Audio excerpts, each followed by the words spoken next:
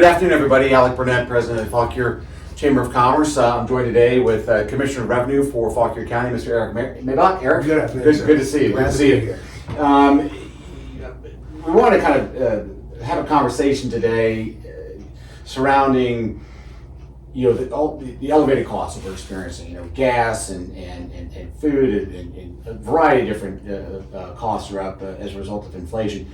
And although we may not have the opportunity to necessarily personally impact the inflation per se, but we can manage best to it. So from a community perspective, I know you've been working on a couple of things, many things, but a couple we want to talk about today that can really kind of help our community manage some of these escalations in costs by way of tax credits and some other benefits that you and your department have put together for the benefit of our community. So maybe we can talk a little bit about real estate to start with. Real estate or personal property, the one which you prefer? Let's shoot with real estate. I'm sorry, let's go with personal property. It doesn't matter, either one. All right, so personal property, I really want to thank the board. They did a great job when they passed the budget. They reduced our personal property rate from $4.65 down to $3.45. So that's a significant savings that our residents will see this year when their bills go out. And we know that the values were going up. They've been going up since last year. The board actually worked with me to allow me to give a little bit of a rebate last year as well that we didn't make public. We get a certain amount of money from the state every year, and because it goes to the general fund, we actually basically artificially inflated that to give back some money last year as well. This year, once we saw that it was going to be a consistent increase in values, whether it's a supply chain, whether it was COVID, whatever you want to say caused it, it's still there. Right. The board was able to actually significantly reduce it this year by $1.20 per 100. So by proactively, planning, obviously when the time came, there were concessions or things already in place that allowed for the community to basically better manage some of these costs that they can't control. I know we were talking earlier about a couple of other things that are really kind of granular and specific to each of us as individuals and community as whole. In particular is the revision of the high mileage discount program? Yes, sir. So what we did there is in my office I have the ability to change some of the programs that were in place. And it used to be that you had to have a minimum of 100,000 miles to qualify for high mileage. Which makes sense, right? You would think for high miles, but the way I look at it is everyone always wants to say, hey, what's the value of my vehicle? We have a third-party company that actually appraises or values their vehicle. It's J.D. Power. Everyone knows them. They're huge. So I said, why are we putting a limitation on whether or not you can qualify? They have a guide. Let's follow that guide. So now instead of having to have 100,000 miles, we know a lot of people in our community commute. Say you had a 2019 with 90,000 or 95,000 miles. That clearly should not have the same value as a 2019 with 25,000 miles. Sure.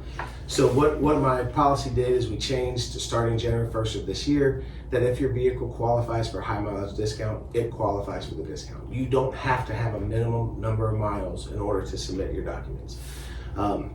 In my office, we've been proactively trying to take the miles that we have in DMV records and apply that discount up front so people will see that savings. However, we're probably not going to get to them all.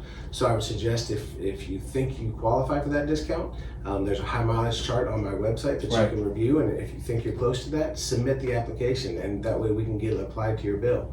If you miss that opportunity, we'll go back after the fact and actually apply it to give you an abatement back, which is just like an exoneration. Sure. What we do need in order to qualify is an oil change or an odometer statement, something as close as we can get to January 1st of this year. Okay. Because that is tax day for us. Right. That's what all the values are based on. So we have to know the number of miles that were on your vehicle as of that date. And then you're taking those miles, you're going up against the chart that's on your site from J.D. Power, and then you're aligning and seeing what the discount amount is. Yeah, and it can vary anywhere from $50 up to, those with really, really high miles on new vehicles could be $2,500 to $3,000 discount. It's a couple car payments right there, right? Absolutely. Yeah. That's great. I love the fact that instead of kind of a one size fits all scenario, i.e. that 100,000 mile benchmark, whatever that is, you're taking into consideration the actual value of the vehicle as opposed to just the numbers on the odometer. Correct. And that is a more equitable and certainly more fair way to go. Correct. I think fairness and uniformity was key there. Yep. And when we moved to the online tool that we have, it gave us the ability to do that. So why not take advantage of our online tools, use our JD Power partner, and let's make it better. Everybody's online already, right? Exactly. So if we can save some money doing it, because mostly you're online to get spending money, but if you can save some money online, then it makes it even better. Absolutely. Now, the other thing that we have with our personal property that got passed here in the last year or so, if you are a veteran and you are 100% totally disabled from a service-connected injury, we now qualify you for one personal property tax exemption. So one vehicle that is driven and owned by you, you can qualify for the exemption. And that's for every tax year. Yes. So you have to apply once, and as long as that vehicle stays in, you're good. Wow, and all that information as well as on the It's all on the that website. high mileage. And if anyone has any questions, they can call me. Sure. I'll leave you my cell phone number before I leave, and we'll probably put it You're on. not hard to get a hold of. No, I sir. can attest to that. The other thing, we kind of touched on two things, many kind of under the personal property piece, but you were talking earlier before we started about the revised depreciation schedule as well. So for our businesses, we also I understood when I took office that I really wanted to make it as fair and equitable as I could. And the current depreciation schedule that we had was, it started at 70% of the value and then depreciated for 7 years. So it went 70, 60, 50, so on and so forth. And I really thought about that, and coming from the private sector, I said, man, there's nothing that you really purchase that you use for a full year that retains that much value anymore. We live in a throwaway society. So I tried to get together with some different business owners and spoke to them, and we came up with a fair 55% initial depreciation. So the initial year out is 55%, and then we drop it to a 4-year depreciation schedule from there, 55, 45. So versus a 30 over 7 and then go 7, you're going 45 and then 55. I'm sorry, 55 and then 25, 35, 25. Great. I mean, again, that's a very good example of two things. Number one, not just living inside the box because the box is there, but more importantly, it's understanding what your community that obviously your office oversees from a revenue perspective. What are their needs? What are their wants? What are their challenges? What are their issues? And you're doing obviously some very good things to align best to those. One thing I think it will help not only the business owners but our community is it'll allow them to reinvest. If they go out and buy a new piece of equipment, it's not going to cost them as much. Right. So, hence, that's why we went ahead and did it this year. And buying that new piece of equipment here in Fauquier County. Hopefully, that would be the goal. Yes, sir. So personal property, a little segue, I guess, sort of, onto real estate. I know that you have a couple things. One in particular is coming up, a deadline for some filing coming up this week, which is the premise of us actually getting together. So why don't we spend a little bit of time on these tax relief efforts for the elderly and the that would veteran be community? phenomenal, especially as everyone knows, we just got done doing our assessment, our 4-year reassessment process, and values were up. Can't hide around it, values are up. I think I saw a news piece on that. Yeah, when you have people paying 100, 150 grand over asking, that's going to cause the values to go up. So the board was gracious, and they actually reduced the tax rate down to 90.3 cents, which was over a 9 cent reduction. It was 99.4.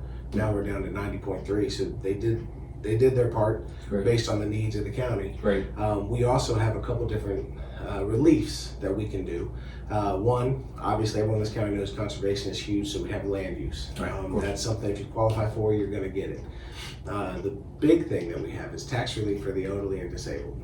What that is if you are qualified with $58,000 income or less, you also have to have $440,000 in assets or less. Now that is not to include your house and up to 5 acres. So if you have a house and 5 acres, you don't have to worry about that being an asset.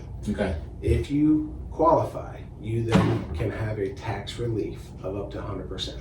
We give 100%, other localities give 50, some give 20. Wow. We actually do a relief versus some do just, it's more like a rollback with the land use where when you, upon death, your estate has to settle it out. We actually relieve completely, and we don't go back after it. So you can bet you're benefiting from it, obviously, now. Yep, and your estate doesn't have to cover it later. It's Yeah, and so and really outside of the requirements as far as what fits, elderly, disabled, et cetera, those on their own, but $58,000 or less, or in income, and assets less home and land. Yes, up to 5 acres. Up to 5 acres, under $440,000. Yes, sir. And this is an exemption for your real estate tax.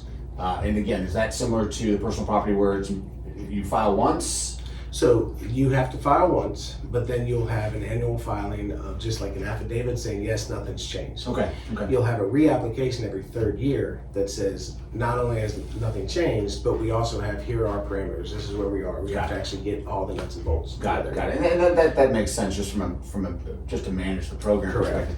And so now we have a deadline coming up at the end of, I think, next week. Yes. And so let's talk a little bit about that to make sure that people that might be listening to this and realize, hey, this could or does apply to me. We want to make sure they don't miss the window. We used to actually, and currently they would have already kind of missed the window. The deadline for next week is what we've done is we added it to the board. The General Assembly this year actually gave us the permission. They made it from a shall on a certain deadline to a may, where we could actually roll that deadline. Okay. So what we're going to have is you're going to have a rolling application time period. Okay. So it doesn't matter now, anytime throughout the year you can apply. Before you had to apply by a certain date. If you did not apply by that date, you had to wait till the next year. Sure. And really, that wasn't, in my opinion, the intent of the law. Sure. It was there to help and give tax relief to those that need it or eligible for it. Right. So if they're going to be eligible this year in April, why wouldn't we make it eligible this year in November? Right. Completely rational philosophy, and I think also that helps all citizens. Whether it is the actual elderly or those that are maybe taking care of them, to better manage those benefits. You brought up a really good point. If the benefit is designed specifically and targeted at the citizen, we would want to obviously make sure that any speed bumps, roadblocks, hurdles, whatever, are mitigated, if not completely removed, so that access to that benefit can be done quickly, easily, and intuitive. Absolutely. Intuitively, yeah. Absolutely. Yeah. Makes sense. We also have Very non-bureaucratic, though. I like it that way. Yeah. Good for you. We also have a tax relief for our veterans as well. That does not have the same qualifying parameters as the tax relief for the elderly and disabled. You don't have to have a certain income requirement. You don't have to have the under a certain asset requirement. What it is again 100% service connected, total disabled veteran can qualify for tax relief exemption. That's actually a tax exemption through the state. Tax exemption. That's an exemption, yes, sir. Got it. That's on the real estate portion of it. And the real estate as well. And so that, the veterans program, and of course the elderly disabled, again, much like the depreciation schedule, the high mileage, all of that is the kind of new website or the refreshed website, again, making things easy, accessible, intuitive to understand. Trying our best to get everything to go online and get our systems up to date with regards to online interaction. Sure. We have a number of forms that we can actually send to you, and it basically becomes a fillable form. Okay. When you complete that form, it comes right back into our office, and we can start that process. Fantastic. So that's actually been well received by a number of people. We also have a land use change that's gone into effect, and I put it out there to a number of the people that are on land use. You used to have to file that annually as well. Basically now we file every 3rd year. Saves the county a lot of money and a lot of paperwork from going out. And there's still the accountability piece that's there where you have to file and make sure all your receipts, everything follows the program guidelines. Sure. Inside the office, talking about technology, we've actually used a couple things called Everbridge. And I bring it up because I think the more people that we get involved in using that ability to communicate that way, the easier it's going to be. When I have any updates, you typically get a phone call, a text message, or an email, depending on if you signed up for either one or all three, and it'll get the message of what updates we're doing, as opposed to having us mail documents to everybody, which is truly an expense now. Absolutely. And without assurances that it actually is going to arrive at the intended recipient. So, one of the reasons that I reached out to you about this was, and I'm not sure if it was the same program, but on the county site, The town of Warrenton, I know, has the same functionality where you can indicate where those areas of interest that you have, right? Whether it's taxes, whether it's community service, whatever the case may be. And as events, meetings, updates, documents, et cetera, become available that fit the parameters that you've established, I get an email. That's why I've got this email saying about this, elderly care tax relief. And so I strongly encourage, much like you do, to all residents to. I know we don't like filling up our inboxes with stuff, but it is important to be aware of things. Otherwise, without awareness, you can't action on them. And you've got so many great opportunities here. Again, the premise of this conversation was we can't really do anything to abate the rising costs, but what can we do to better manage our lives now that they're surrounded by elevated costs? And I think just these items that we talked about right here are directed and pointed right at the citizens here of Fauquier County, and are going to be a huge benefit for us. Again, making Fauquier County another reason to a destination. Absolutely. And with that regard, we have a couple things that we are still doing. We are looking to get maybe some new systems in place, and hopefully that will also help increase efficiency.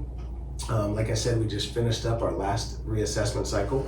The next one will be in 2026. And with that said, we will be in-house. Yeah, a little bit of breaking news, right? Yes. Breaking news. So. We have actually hired our first in-house assessor.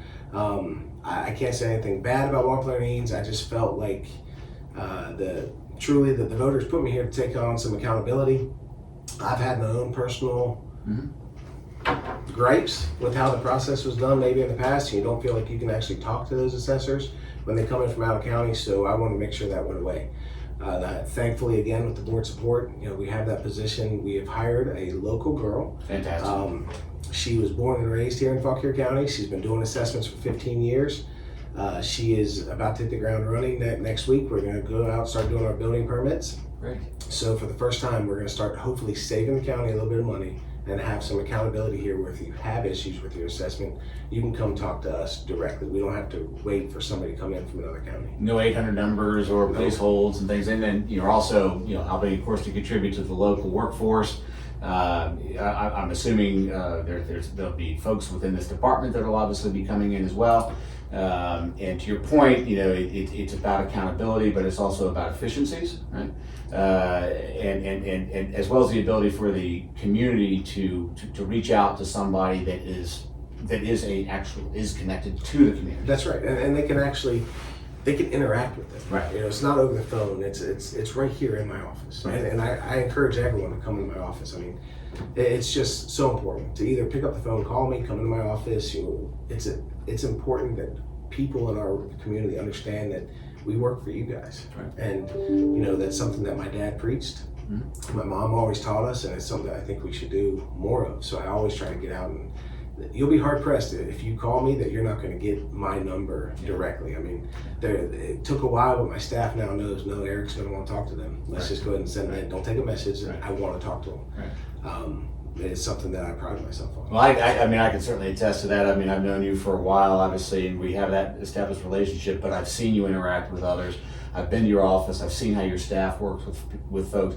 And I would encourage, much like you are, for people to pick up the phone and call or stop by, et cetera. It can sound scary, Commissioner of Revenue. There's it's scary in the sense of the unknown. I'm not really quite sure what's going on, but I can tell anybody that between yourself and your staff in particular, they will answer any question. They'll make you feel right at home and comfortable, because it's critically important that our citizens understand how our government is funding our lives and our community here, and as well as giving them an opportunity to bounce some ideas off or get some clarity on something. Or just vent. I mean, I just went through reassessment, and sometimes people just need to talk it through, and they understand. I mean, it was a drastic increase in valuations. There's nothing we could do to change that. Right.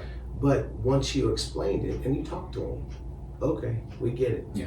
And sometimes even if you don't get it necessarily, there is an enormous amount of merit just knowing that somebody's actually listening to you. Absolutely. You don't have to like it, but a lot of times people don't understand. That's right. And they understand that we all are subject to the same. Yeah, we all live here too. Yeah. Sure. Yeah, you know, and that's the other thing about having these assessors in house. You know, we know that these people, they're doing what they have to do, not because it doesn't impact them. They're from another county, but they're doing what they have to do because it's code. It's what they have to do. Sure. So, Well, you're doing a great job with it, and you know, I'm speaking on behalf of myself personally as a resident, but equally in the position of representing businesses here in the county, and have heard just nothing but positive since you took office, and you continue to vet what the community needs, and this is a good example of providing services and support for them under conditions that you probably had no idea when you came into office that you'd be facing some of this stuff. You know, it was funny you bring that up because. If you guys remember, one of the campaign slogans I had was "Focus for the Future," because I thought it was so important that we're forward-looking and trying to understand what's coming and be prepared. So COVID didn't hit till March. When I hit the ground in January 1st, I instantly started trying to implement online communication. Sure. And luckily, I was not completely done, but I was maybe a quarter of the way there when all of a sudden I realized the only communication I'm going to have for the near future was online. Yeah. And so it worked out very well, and it was a little bumpy at first, just trying to get people to switch. But I think it really helped us to move forward, and really, our offices weren't closed. We transitioned to have people working from home. We transitioned to make sure that they could answer the phone at home and do whatever we need to do to communicate with our taxpayers. And we shut down maybe for 1 week. I think that's it. Right. The rest of it, we were open. We were there answering questions, trying to be as proactive as we could. So it was a tremendous thing to learn, and I think we weathered the storm, and now we're on to good things. Absolutely. Well, Eric, I appreciate your time today. Absolutely. And all the staff there. We'll have all this information, web links, and the like of things we talked about, which has been quite comprehensive. We'll have that at the end of this video, as well as on our website, FauquierChamber.org, so that people can become aware of the benefits that are in front of them, and hopefully be able to action on them. So again, Commissioner, I appreciate it. Thank you. Any final words? Just make sure you give them my cell phone number, and I'll say it now, but put it up on the screen. It's 540-229-5440. It's important that I'm in touch with people. Yep. Even if it's just for ideas. There's been times where I've bounced things off different businesses to get things that'll work better in our business community. Well, yeah, I mean, you don't know what you don't know until you get out and you assess the environment and find out what the needs of the people are. And as an elected official, you have that responsibility. I know you don't look at it necessarily as a responsibility as much as you do just the right thing to do. That's right. And we and the community of Fauquier greatly appreciate it. Well, I really appreciate what you've done at the chamber too. I mean, getting involved, doing these kind of sit downs. I think it's really helped our communication with the businesses and the residents. I mean, you've been tremendously active in the different events, and I think that's great. So I really appreciate you being that advocate for our businesses. Absolutely. A better business makes a better community, and that's all anybody wants, right? Absolutely. Thanks again. Thanks, sir. Have a good one. All right, take care. Bye.